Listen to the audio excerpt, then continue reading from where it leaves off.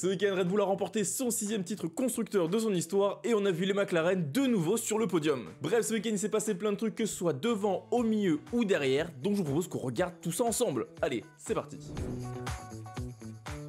Bon alors forcément, on va commencer par les champions du monde constructeurs. Bon, tout le monde s'y attendait, on va pas se le cacher. C'est bien évidemment Red Bull qui prend pour la 2e année consécutive le titre. Et ça, c'est bien évidemment grâce à un très grand Max Verstappen de nouveau ce week-end. Après la débâcle de Singapour, on s'attendait à un rebond des Red Bull. Enfin, on s'attendait à un rebond. On voulait surtout savoir si c'était un coup d'une fois ou si au contraire, il y avait peut-être d'autres possibilités pour d'autres pilotes de prendre une victoire cette saison. Bon, la réponse a été rapide, c'est non. D'accord? C'est non. Évidemment, Verstappen, ce week-end, dès la première séance d'essai libre, il a montré à tout le monde que la Red Bull, elle était là, elle était en place pour gagner. Je fais le mec, mais encore une fois, j'ai pas vu les essais libres. Bah écoutez, à 4h du matin, moi je dormais, hein.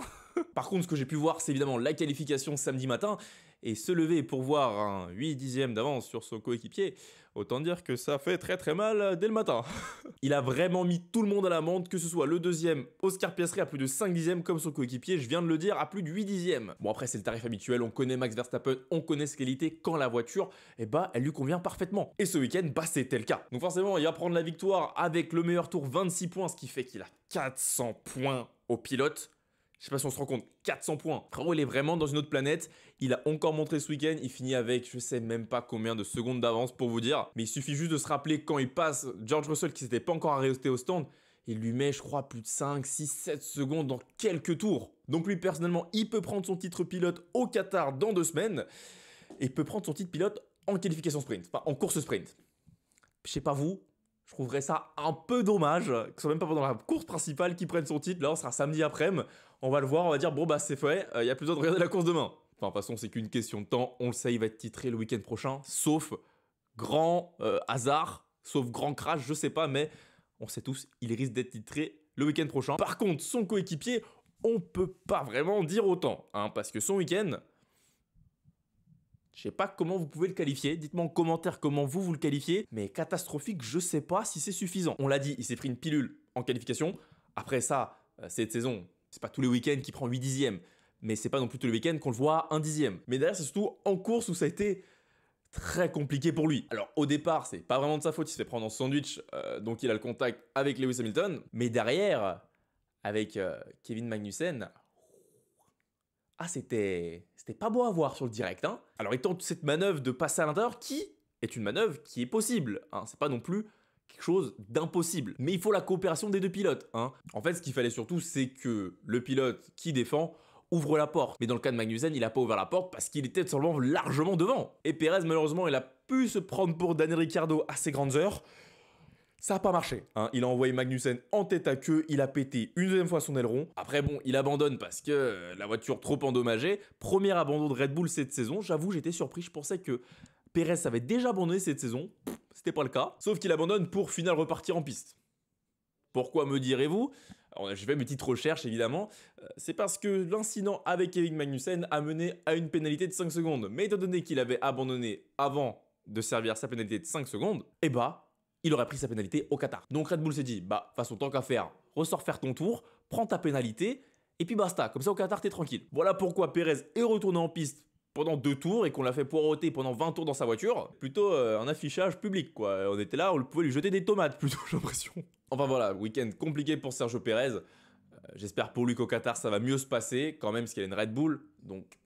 Mais bon, au fur et à mesure de la saison, on a vu que le développement lui a pas vraiment convenu parce qu'il a plus les mêmes performances qu'il avait au tout début de saison. Mais bon, Red Bull a son titre constructeur et c'est le plus important pour eux. On continue avec l'écurie qui a fait sensation à mon sens ce week-end, c'est bien évidemment les McLaren et bien évidemment Oscar Piastri. Alors on va commencer avec évidemment sa qualification, 2e sur la grille de départ, première ligne, loin de Verstappen forcément, mais devant tout le reste. Faut se rappeler quand même que c'est sa première saison en Formule 1. Hein. Moi je sais pas vous, mais des pilotes qui monte un niveau de performance quand la monoplace est là aussi rapidement, pas souvenir d'avoir vu beaucoup ces dernières années. Après, vous pouvez me dire que forcément, ces dernières années, il n'y a pas eu de rookies qui sont rentrés dans une écurie milieu de tableau, haut du tableau pour leur première saison. Alors, il y a peut-être Gasly et Albon chez Red Bull, mais je suis pas sûr qu'on va les compter dans cette liste. Hein. Bref, tout ça pour dire que sa performance, c'est pas quelque chose d'anodin, à mon sens. Il a déjà montré, depuis le début de la saison, quand ça allait pas, qu'il savait faire le travail d'équipe, que quand ça allait un peu mieux, il apprenait doucement derrière Lando Norris et qui montrait qu'il avait de la performance. Là, à Suzuka, il a eu l'occasion de s'exprimer parce qu'il a particulièrement bien roulé en qualif. Et ben voilà, ça se conclut en première ligne.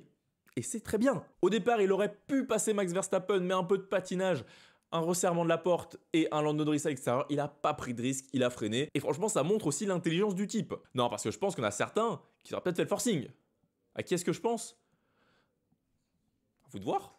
Non, il a su montrer l'intelligence de course parce qu'à un moment donné, on s'est tous rendu compte qu'il n'avait pas le même rythme que Lando Norris. Lando Norris, qui on va en parler juste après, a mis la pression à la radio. Il n'avait pas le rythme. On l'a demandé de inverser les positions. Norris est passé. Il a géré sa course. Je veux dire, il a quand même su garder Leclerc bien derrière lui. Il a peut-être pris beaucoup de retard par rapport à Norris, mais le plus important pour lui, c'est de garder ses gommes et monter sur le podium. Le contrat, il a été rempli. Que demander de plus? Donc moi, je suis très satisfait du week-end d'Oscar Piastri, à titre personnel, même si, évidemment, il part deuxième. On s'attend peut-être à ce qu'il puisse prendre la deuxième place. Faut se rappeler quand même que ça reste un rookie et que la gestion des gommes, c'est pas quelque chose de très simple non plus. C'est d'ailleurs ce que Zak Brown a dit en interview. Norris, il a plus d'expérience, plus de facilité à gérer ses gommes sur une piste comme Suzuka où la dégradation des gommes était importante. Piastri, il a fait le travail qu'on lui a demandé, il a conservé ses gommes, gardé Leclerc derrière, il est monté sur le podium. Voilà! Donc c'est super et ça annonce que du bon pour la suite. Lui qui a été prolongé jusqu'en 2026. McLaren, ils ont le nez. Hein. Le contrat l'an dernier qu'ils ont pris Alpine, meilleur contrat qu'ils auraient pu faire. Et du coup, on va parler un petit peu quand même de son coéquipier qui finit une nouvelle fois sur la deuxième marche du podium après Singapour. Encore une fois, Norris, il montre que quand la voiture, elle a la performance, qu'elle est adaptée à son style de pilotage, bah, il est l'un des meilleurs, tout simplement. Alors forcément, derrière, que ce soit Ferrari ou Mercedes, il y avait moins de rythme, mais ça n'enlève pas le fait que Norris, avec une bonne voiture, eh bah, il va directement jouer tout devant. Il a clairement démontré le potentiel de cette monoplace, qui certes, on est maintenant en fin de saison, mais ça annonce du bon pour l'an prochain. Et comme il le disait en interview d'après-course, certes, il est loin de Verstappen, mais il ne perd non plus à 30 secondes. Donc beaucoup d'optimisme du côté de chez McLaren pour la fin de la saison, et je pense au-delà pour 2024. Et c'est excellent, ça nous apporte encore une écurie pour la bataille, pour, j'espère, le titre l'an prochain. Allez, on va continuer désormais avec les Mercedes qui, on l'a vu pendant cette course, étaient un petit peu toutes seules. Alors, je m'explique parce qu'il y a quand même eu de la bataille avec les Ferrari. Je dis ça dans le sens où on les a beaucoup vus à la caméra, toutes les deux collées à se battre entre elles. Que ce soit en début de course ou Hamilton, bon, il prenait un peu de place sur la piste, quoi. Il a peu bougé George Russell en dehors de la piste, qui a donné droit à la radio de Russell, disant on se bat contre nous-mêmes ou contre les autres. Alors, on sait, Mercedes a dit on les laisse se battre en piste. Faudrait quand même éviter de se mettre les deux dehors. Hein. Barcelone 2016, c'était il y a peut-être pas si longtemps que ça. Puis ensuite, au fil de la course, deux stratégies différentes ont été proposées. Une plus conservatrice du côté de chez Lewis Hamilton avec 2 arrêts. Et une plus optimiste pour George Russell avec un seul arrêt. Alors je pense qu'elle est plus impulsée par la volonté de Russell de tenter quelque chose de différent, un peu comme il l'a montré à Singapour en fait, prendre son destin entre ses mains. Ça me fait penser un peu à Carlos Sainz dans les faits, vouloir imposer un petit peu ses idées, demander à réfléchir à quelque chose d'alternatif, parce qu'il sait clairement que s'il fait 2 arrêts, il risque de rester 6e, 7e, autant tenter quelque chose de différent pour peut-être viser mieux. Et dans le pire des cas, tu te retrouves 7e. C'est clairement le pari qui a été fait de leur côté. George Russell, un seul arrêt, s'est retrouvé pendant un moment 4e, 5e. Puis en fin de course, ses pneus hard beaucoup trop usés avec une dégradation des gommes bien plus importante que ce qu'ils imaginaient chez Mercedes. Et il s'est retrouvé derrière tout le monde. Après, comme je vous l'ai dit, et comme ils l'ont dit surtout, c'était un pari à tenter, ils n'avaient rien à perdre. Mais bon, cette fin de course n'a pas été quand même de tout repos, parce que si au début ils se sont battus les deux, à la fin c'était à peu près pareil. Avec un Lewis Hamilton qui revenait très très fort avec des pneus neufs, avec un Carlos Sainz pareil qui revenait vachement fort, qu'est-ce qu'il fallait faire? Alors, est-ce qu'ils ont fait une bonne chose en splittant les positions? Russell n'était pas fan parce que lui voulait faire ça dès le début de la course.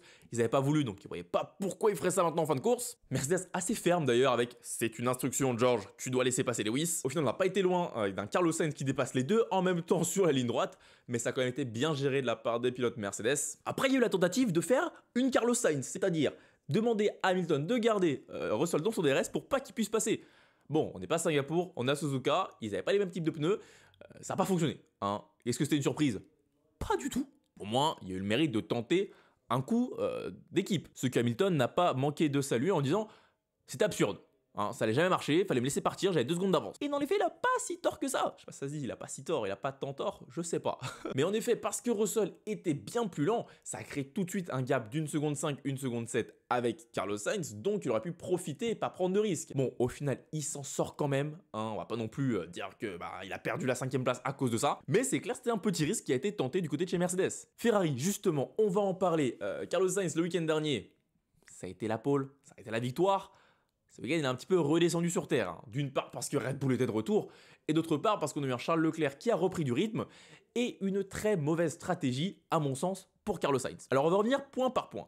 On va commencer par Charles Leclerc, son coéquipier qui, en qualif, reprend le dessus avec une meilleure position sur la grille, 4e il me semble. Puis en course, il n'a pas été vraiment menacé par son coéquipier, malgré que les deux ont pu être 4 et 5 à certains moments. Après, en début de course, c'est dans l'intérêt ni de l'un ni de l'autre de se tenter de se dépasser. Important, c'était de conserver les gommes. Et c'est bien ce que Charles Leclerc a dit en interview d'après-course.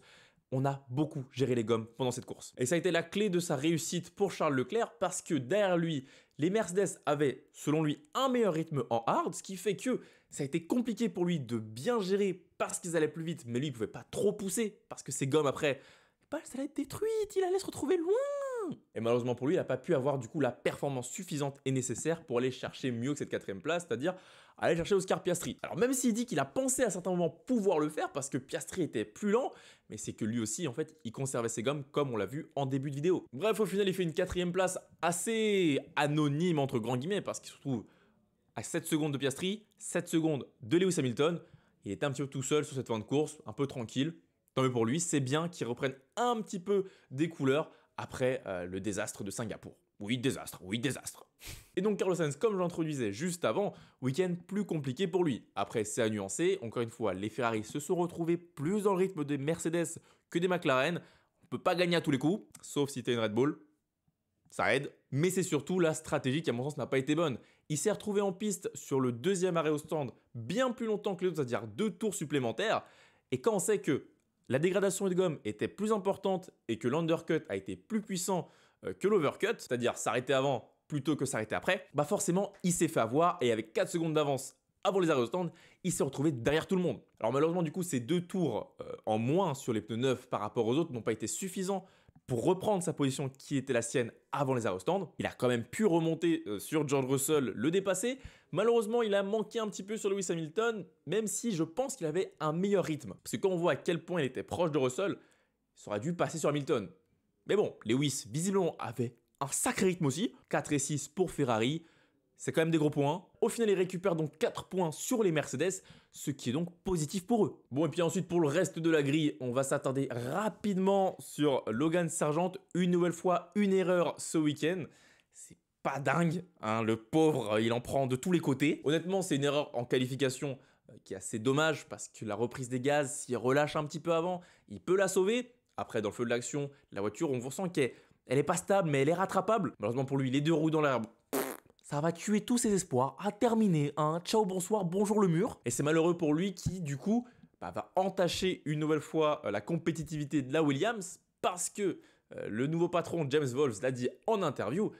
Et Logan Sargent, le problème avec ces crashs, c'est qu'il nous force à créer des nouvelles pièces pour la saison 2023. Alors que nous, on a besoin de se concentrer sur 2024. Ah, quand ton patron il dit des trucs comme ça, wow, c'est pas dingue quoi. Après, c'est des choses qui arrivent, encore une fois, c'est que sa première saison, première fois qu'il roule Suzuka, c'est malheureux. C'est pas une voiture simple à piloter. Ça arrive. Alors, combien de temps on va pouvoir excuser toutes ces fautes? Bah, ça, c'est pas à moi de le dire, hein, c'est pas son employeur, c'est plutôt James Wolves et Williams. Sachant qu'en plus, il se retrouve avec une monoplace moins évoluée qu'Alex Albon. Bah ouais, les erreurs, ça coûte quoi? Ça coûte des pièces. Et à un moment donné, quand on a le budget cap, on ne peut pas créer des nouvelles pièces à l'infini. On est obligé de lui remettre des anciennes pièces. Donc ce qui fait qu'il va rouler moins vite que son coéquipier parce que la voiture moins évoluée. Et vous voyez le petit cercle vicieux. Il va tenter de pousser un petit peu plus de possibilités d'erreur. Et crash possible, et puis nouvelle en voiture avec des vieilles pièces, etc. etc. Bref, dans l'ensemble, week-end compliqué, il finit avec un abandon, tout comme son coéquipier d'ailleurs.